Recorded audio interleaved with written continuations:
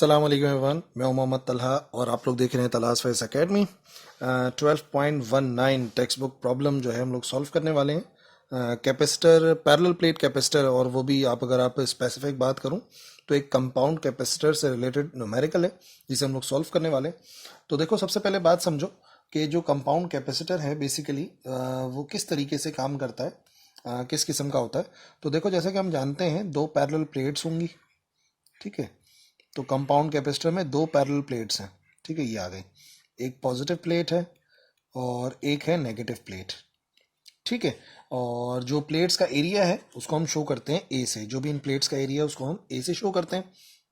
अब जो डिस्टेंस है बिटवीन दीज प्लेट्स उसको हमने फिल किया है, मतलब उसमें एक से ज़्यादा डाइलेक्ट्रिक मीडियम है।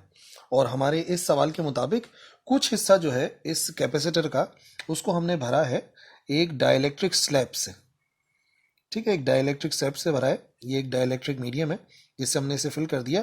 और डाइलेक्ट्रिक स्लैब की जो थिकनेस है उसको हम शो करते हैं टी से, ठीक है जी। और एक अहम बात यह है कि जो डिस्टेंस बिटवीन प्लेट्स होता है उसको डी से जाहिर किया जाता है, ठीक है। डिस्टेंस बिटवीन प्लेट्स डी हो गया, और जो डाइलेक्ट्रिक स्लैब है उसकी थिकनेस जो है वो टी के बराबर होती है।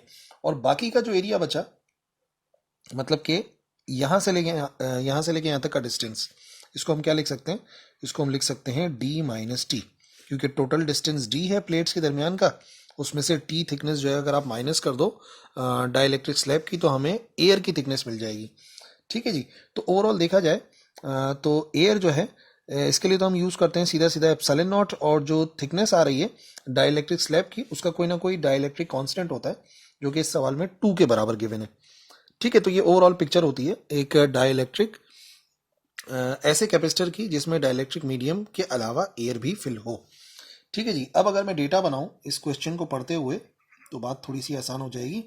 एक पैरेलल प्लेट कैपेसिटर है जिसके प्लेट्स का एरिया गिवन है। प्लेट्स का एरिया कितना है? प्लेट्स का एरिया बराबर है 30 सेंटीमीटर इंटू 30 सेंटीमीटर, यानी कि उसकी लंबाई भी 30 है और उसकी चौड़ाई भी 30 के बराबर है।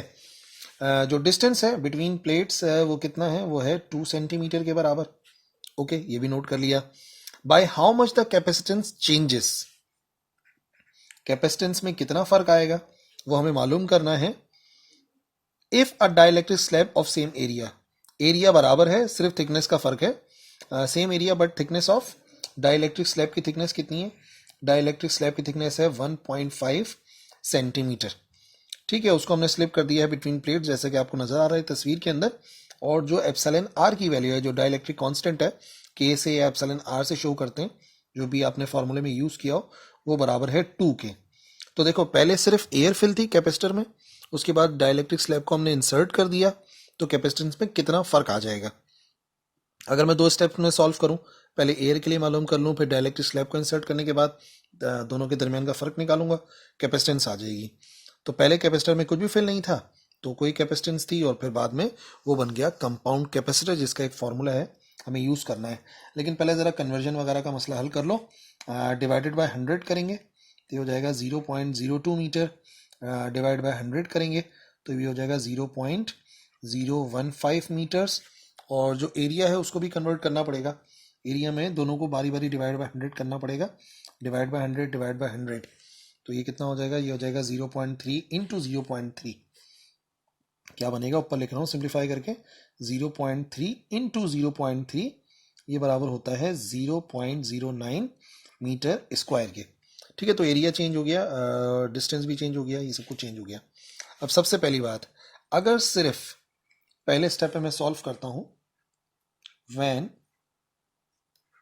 Only air is present between plates, plates के दरमियान में पहले सिर्फ एयर फिल हो रही है, तो एयर फिल्ड कैपेसिटर का एक सिंपल सा फॉर्मूला है, कैपेसिटेंस बराबर होती है A epsilon naught over D के।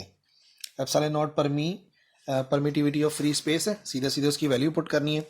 तो यहाँ पर अगर एरिया देखें तो एरिया हमने मालूम करा है 0.09 के बराबर, और एप्सिलॉन नॉट जो है ये कांस्टेंट है 8.85 10 रेज़ टू द पावर -12, और डिवाइडेड बाय डी की वैल्यू, डी की वैल्यू क्या है? डी कितना था? डिस्टेंस था 0.02, तो 0.02 आ जाएगा। यहाँ से हम कैपेसिटेंस की वैल्यू निकालेंगे तो ऊपर पहले मल्टीप्लाई कराओ तो ये आ जाएगा कितना 7.96 10 raise to the power minus का 13 नाउ डिवाइड बाय 0.02 तो ये आ जाएगी कैपेसिटेंस जब सिर्फ एयर भरी हुई, अभी तक डाइलेक्ट्रिक मीडियम को हमने स्लिप नहीं किया है। 3.98 10 raise to the power minus 11 farad. Okay जी, ये पहला आ गया जब सिर्फ और सिर्फ एयर फिल है कैपेसिटर की प्लेट्स के दरमियान में। दूसरा केस क्या है, जब डाइलेक्ट्रिक स्लैब को स्लिप कर दिया, when dielectric slab is slipped between plates. ठीक है, अब जो फॉर्मूला है वो थोड़ा सा डिफरेंट है, सी डी कर लेते हैं जो डाइलेक्ट्रिक मीडियम के साथ है, वो होता है A epsilon not. Compound capacitor है, सॉल्व एग्जाम्पल भी बुक के अंदर, उसको देख लेना, और मैंने उसको ड्राइव भी करवाया हुआ है अलग से, चैनल के ऊपर अपलोडेड है। उसके लिए फॉर्मूला हम इस्तेमाल करते हैं डी माइनस टी, ये एयर के लिए होता है, और प्लस जो डाइलेक्ट्रिक मीडियम है टी, और डिवाइड बाय उसकी जो भी डाइलेक्ट्रिक कांस्टेंट है उसकी वैल्यू को पुट करना पड़ता है।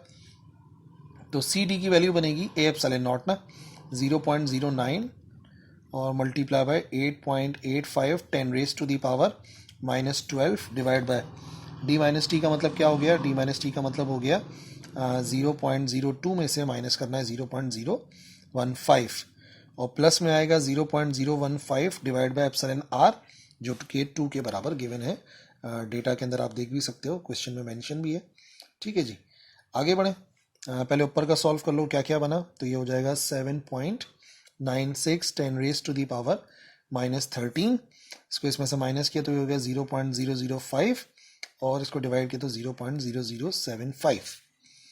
ठीक है जी, और सिंप्लीफाई करेंगे 7.96 10 raise to the power minus 13 और डिवाइड बाय इनको ऐड करके आया 0.0125।